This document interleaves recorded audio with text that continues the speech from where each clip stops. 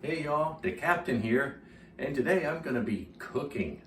It's a cold day, and a good thing for a cold day is some nice chili.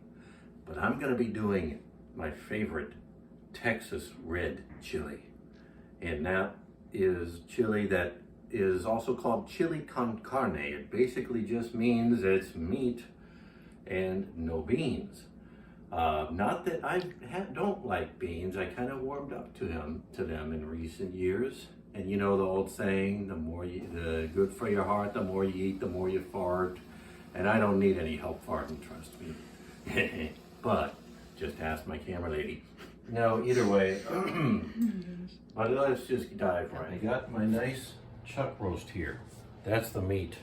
That's really good for Texas chili. You can also use other cuts like, I don't know, sirloin tip roast or shoulder. I don't know, maybe if you wanted to, a shoulder roast, a brisket. If you're doing a brisket especially, you're gonna wanna do it for a lot lower heat and for longer. But, you know, this is a chuck roast and I'm impatient. So, yeah, this will work just fine. It's already got some salt and pepper on it. I am probably going to go ahead and make a little bit of a seasoning rub that'll go on it.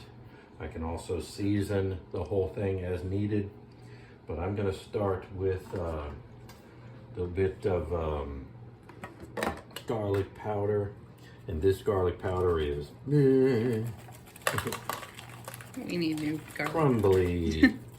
All right, that's about I don't know, half a tablespoon. And I'm just gonna mash out those little crumbly bits. That's what they're called. Thank you, dear. I'm gonna put some, gracious, a little bit of onion powder. I'm going to reach into the drawer for a spoon. I'm going to put a little bit of cumin, maybe a little more. You notice I don't even have a measuring spoon out because I never know how much to put in. It's by feel for you, I think. It's just like I've heard the Asians like to do it. A little paprika. You can always add more later if you need. A very key component, chili powder. We would love to use ancho chili powder. We're out of it, but don't worry. That doesn't mean we've lost the boat. A good bit of that. I would say that may be the more dominant seasoning you'll use. And a tad of cayenne. That's good. Now it's time to do the shake.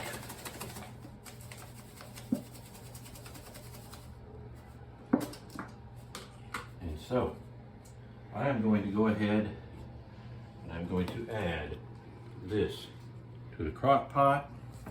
Yeah, well, I guess those red bits can be all right. They're gonna get cooked.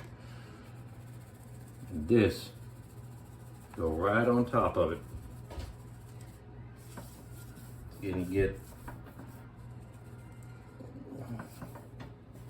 all the love right there.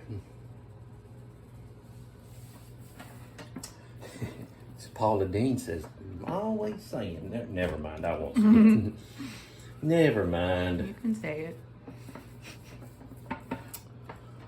Rub your meat, rub your meat. Oh dear. And she said that with her son right there, which is just unfortunate. Oh, brother. What are you going to do with me, hon? I love you. I'm going to love I you. just told you. My God.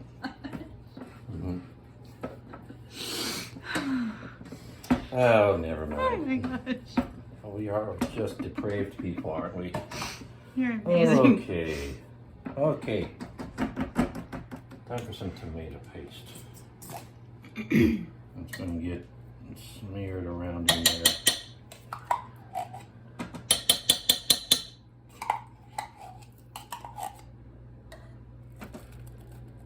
Got an onion I chopped up. Got 3 jalapenos. I just cut them. I didn't even bother removing the flesh or the seeds. It's delicious. Of course. It's a red bell pepper. You can put any other color bell pepper you want in there, or you may not even put any. I don't even know if this is technically included in Texas beef chili. One thing I know isn't included is beans or pasta. So no, that ain't happening. We do have some dried arbol chilies. Oh, good. These can bring some Yummy. heat. Those are delicious with it. They add a lot of I don't flavor. know how much to put in. Oh, good handful. I don't know. Well, they're all Several. The only thing I warn you is once you get a bit of chili, you know, be sure it's mashed up good, or you eat the whole thing, you might get a real firebomb in your mouth. A couple of cinnamon sticks. You don't want to bite into those. You probably don't want to bite into a bay leaf, but you can easily pick that out when the time comes. That's going in.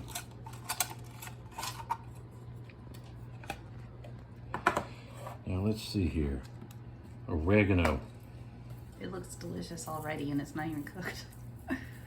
Oh, it'll get going That's great. soon. I would say as we go along, we'll see what we need more of. It's very colorful. It is definitely colorful. Last little bit of beef broth to get everything constituted. But again, not too much. Everything is going to be doing its own thing. I don't even know if I put 1/4 cup in there, maybe. So now, I'm going to turn it on to high. And I'm just going to let it sit for a few hours. Who knows how long? Could be 3 hours, could be 4. I don't know. Doesn't need to be too much longer. But when I get that far, then I'm going to be able to do whatever else needs to be done with it. So, I'll catch you in a bit. Okay, going to have a look at it now. It's been it's been over 4 hours. Going to take a look at the meat, and then I wasn't sure if it was quite tender yet. To be honest, I may need to get a knife and just go ahead and cut into it, but I'm going to take it out of the crock pot. Got all the juices and all the veggies all nice and melded in there. It's really looking good. Might either take a knife, cut it up, or maybe just see if you can start shredding it with a couple of forks. I like how this is looking. It's able to shred, it's able to get broken up in this nice big bowl. And once I do that, I'm going to go ahead and stick it all back into the crock pot, and then just let it sit in all that liquid and kind of just get it nice and tenderize some more. Get it all nice and incorporated. Just make it a really nice kind of a stew. Because yeah, it's chili, but chili of course is, categorically speaking, a kind of stew. And this is just a nice meat stew that's got it's nice and spicy. It's nice and red. This requires a great deal of patience. Sometimes more patience than I have, but you know what I mean? You learn to be patient when you cook stuff like this. I'm gonna go ahead and just let that be. I'm gonna set it back into the pot, kind of in that form. And I'm gonna let it do its thing, maybe for another hour. I'm gonna go a couple more hours, I guess, if you wanted, but who knows, I might not have that kind of patience. Yeah, get it all in there. Certainly, Wow. you'll know one thing's going on. There's gonna be a smell that's going to really, Heavenly. fill your house when this stuff gets going. So that has been happening in here, believe me on that. All right, I'm gonna go ahead and stick the lid on, and then we'll come back to it after a little. Okay, kids, it's begun to snow. I'm telling you straight up. It's snowing. There's a big piece of the cinnamon stick. I'm probably gonna go ahead and yank that out. But yeah, the meat is really good and kind of nice and incorporated with the broth and the stew. I'm really going to just go ahead and trust it and let it just kind of be its own thing. That's the best thing you can do. The simpler, the better. Don't worry too much about what else it needs. If I need to, I can go ahead and just get a testing spoon. I'm going to take a little taste. I'm going to have to...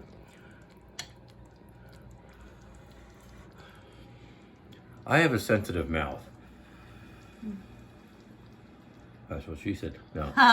Stop. Oh my gosh.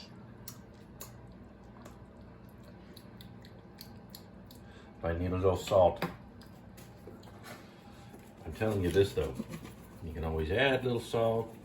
If you got too much in there, of course it can't come out. All right, that snow is really falling. I'm telling you, you would never know we're in South Carolina, but hey, it's January. I squirted a little lime juice in this to kind of finish it off. And I'm gonna spoon it up in here. Spoon it up. I'm going to Tong it. use my tongs. So good. I'm gonna serve it with these corn tortillas. I also have queso fresco, sour cream, and we also have my wife's amazing arepas. So I'm good. telling you, I just tried. So this is the first time she tried to make these, inspired largely by the new Disney movie Encanto. You love that movie. It's a very nice movie, isn't it right, my little girl? Yeah. Goofy. And it's just a wonderful night. Thank you all for joining. Say bye. Bye.